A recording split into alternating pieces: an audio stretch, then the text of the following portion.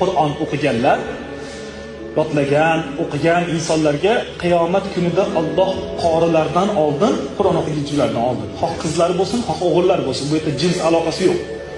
Mana shu insonlarda Qur'on tilovatini o'qigan, Allohning kalomini o'qigan va yodlaganlarda o'zini emas, ota-onasini chaqirtiringlar deydi Alloh taolo.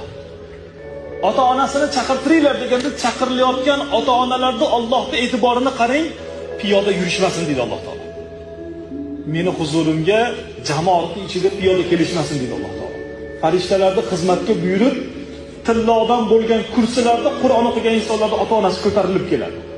Siz bilan biz atrofdagilar o'tirganlar hayron qolib, yo bu payg'ambarlar kelyapti, yo yana bir qanaqadir toifa kelyapti, Allohning yaqin bandalari kelyapti deb xavotirga tushib qolgan paytimizda farishtalar aytadi: "Ey musulmonlar, o'rganinglar, Qur'on o'qiganlarda ota-onasini Alloh mana shu tillodan bo'lgan kursilarda olib keltiradi" deydi farishtalar.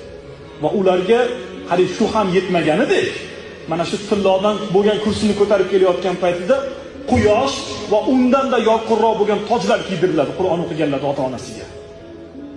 Keyin qatorasiga jannatga kirib ketishadi. O'zlari, farzandlari va farzandlari shogird chiqargan insonlar. Mana eng kichkina mukofot azizlar.